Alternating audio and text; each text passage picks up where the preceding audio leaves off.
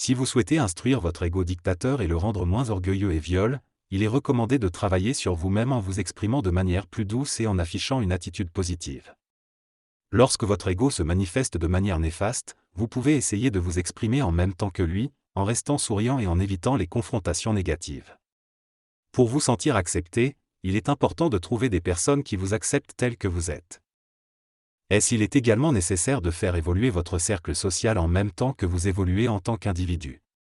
Si vous ne parvenez pas à vous accepter vous-même, il sera difficile pour les autres de vous accepter. Il est préférable de ne pas se préoccuper d'être accepté par les autres, mais plutôt de décider qui vous souhaitez accepter en tant qu'ami. Pour créer des liens avec les autres, il est conseillé de parler d'eux plutôt que de vous-même et de trouver de l'intérêt dans leur vie et leurs activités. Faites des compliments sincères et montrez de l'appréciation envers les autres pour favoriser une meilleure acceptation de votre part.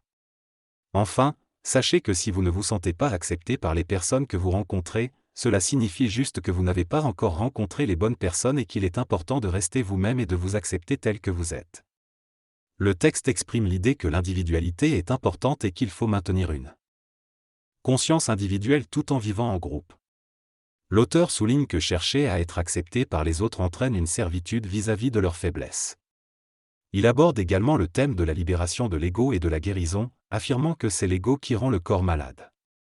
L'auteur évoque également la possibilité d'une conscience supramentale personnalisée travaillant avec un individu. Dans cette discussion, il est mentionné qu'il n'y a pas deux consciences réelles qui habitent le même corps en même temps. Au lieu de cela, il est expliqué qu'une conscience supramentale peut être branchée à une autre personne, donnant l'impression que la conscience de l'autre peut habiter le corps par sa gestuelle et sa façon de parler. Cependant, cela est dû à un ajusteur qui est branché à l'égrégore laissé par l'autre personne, et il y a toujours une seule conscience réelle qui réside dans le corps. On parle également d'une bataille entre les traditions et la volonté des individus. Est-ce pas forcément entre les individus eux-mêmes? On souligne que la victoire ne consiste pas à absorber l'autre personne, mais plutôt à traverser le combat entre l'instantanéité et la mémoire. On mentionne que le corps physique restera même en cas d'absorption complète de conscience, et qu'il subira des changements physiques. Enfin, il est dit qu'il n'y a pas plusieurs consciences supramentales habitant le même corps, mais celles-ci peuvent se promener dans différents corps physiques dans leur monde respectif. Les informations mentionnées parlent de la création d'un égrégore majeur par le biais de mécaniques extraterrestres qui sont en contact avec d'autres phénomènes supramentaux. Ces mécaniques extraterrestres sont en lien avec l'évolution et la conscience de l'humanité, et elles ont pour objectif de faciliter le transport de certains individus à l'aide d'un vaisseau spatial. Il est souligné que ces mécaniques ne sont pas des extraterrestres à moustache, mais plutôt des entités conscientisatives et évolutionnaires. Le terme Seigneur de la Lune est utilisé pour désigner des extraterrestres qui avaient autrefois pour rôle de maintenir les intraterrestres prisonniers sous la surface de la Terre. Ces seigneurs de la Lune ont ensuite ensemencé la planète avec des formes de vie biologique, conduisant à des mutations génétiques et au développement d'une conscience mémorielle chez les êtres humains. Certains vestiges de ces seigneurs de la Lune peuvent être trouvés sur la Lune Ganymède. En ce qui concerne le centre du Soleil, il est expliqué qu'il s'agit d'un point de communication reliant les soleils à leur galaxie. Si un être humain était capable de s'y rendre sans être détruit, il verrait sa dimensionnalité se transformer et serait déphasé de sa réalité habituelle. Atteindre le centre du Soleil mènerait finalement à la région source de la création de l'univers local. Quant à un héritage non karmique, il s'agit d'un héritage qui ne génère pas de karma. Cela signifie qu'un être pur donne à un autre être pur sans créer de conséquences karmiques. Il est noté que cette notion peut être difficile à comprendre. Selon Alexandre Lachance, lorsque deux cœurs purs se rencontrent, il n'y a pas de problème. Il suffit de commencer ainsi, c'est aussi simple que cela. Il faut connaître l'autre, lui parler, lui dire bonjour. Même si quelqu'un est décédé, tu l'as connu avant. Si tu ne l'as pas connu avant qu'il atteigne le monde astral, observe ce qui se passe chez toi. L'héritage peut être une source de problème astral, mais un héritage non karmique est celui qui est basé sur la pureté du cœur. Si tu veux éviter le karma, ne le prends pas, fais confiance à l'univers. Si tu es dans la bonne énergie, tout reviendra à toi d'une manière propre. Il est préférable de recevoir quelque chose propre plutôt que sale, car tu peux le laver et le rendre à ton goût. L'argent hérité peut être maudit et difficile à laver. Il vaut mieux ne pas le prendre et continuer à travailler pour gagner ta propre récompense. Parfois, l'héritage peut être donné dans le but d'antiser la personne qui le reçoit. Il reste avec toi, habite dans les biens que tu as achetés et peuvent te hanter astralem. Le texte exprime plusieurs idées, il critique ceux qui sont obsédés par l'argent et qui ne croient pas au karma. Il souligne que la vie peut rapidement basculer et que les personnes qui semblent avoir réussi peuvent aussi connaître des revers. Il évoque la possibilité de former un groupe privé de synergisation, mais précise que cela serait réservé aux personnes ayant déjà participé à un séminaire et ayant investi financièrement. Il insiste sur l'importance que cela serve uniquement les intérêts de ces personnes. Il explique que la sélection pour ce groupe se ferait principalement par élimination, en excluant les personnes dont on ne veut pas, plutôt qu'en choisissant celles que l'on veut. Il affirme que cela est déterminé par une mécanique évolutive et qu'il n'y a pas de choix. Il insiste sur la différence fondamentale entre l'ère ancienne et l'ère nouvelle, et soutient que tant que l'on reste attaché à l'illusion du libre arbitre, on ne pourra pas comprendre ce que cela signifie d'exercer le pouvoir. Il critique le besoin de discussion et de réunion pour prendre des décisions, affirmant que dans l'ère nouvelle, on n'a pas besoin de demander l'opinion de chacun pour agir de manière intelligente. Enfin, il mentionne qu'il y a un séminaire sur les clés de la richesse, mais qu'il n'a pas les moyens d'y participer. En résumé, le passage discute du fait que lorsqu'une personne est prête, elle a toujours ce dont elle a besoin au moment opportun, que ce soit matériellement ou intellectuellement. La question de l'argent et du prix à payer pour obtenir certains enseignements ou expériences est abordée, soulignant que cela n'a pas d'impact sur la richesse ou la pauvreté des individus.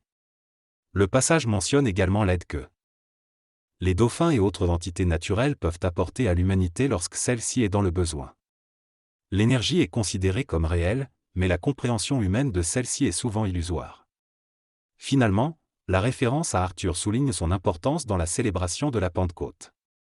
La personne interviewée affirme qu'elle était entourée de tout ce qui appartenait à l'égrégore catholique et se considère comme la réincarnation de Jésus. Elle affirme que la structure de la Grande-Bretagne à l'époque du roi Arthur était principalement basée sur les enseignements du christianisme et du catholicisme, ainsi que sur d'autres influences telles que les druides. Elle mentionne que certaines fêtes de l'Église catholique sont essentielles à sa prière et à sa connexion avec les égrégores. Elle exprime également son opinion sur les interviews menées par des femmes, notant que certaines femmes peuvent avoir des problèmes d'ego et penser que seuls les hommes peuvent leur apporter des informations intéressantes. Elle affirme que le changement est imminent et que les choses se concrétisent progressivement, comparant cela à changer de souliers lorsque l'économie va bien. Le discours évoque le concept du changement et mentionne des exemples tels que changer de ministre pour obtenir une augmentation de salaire.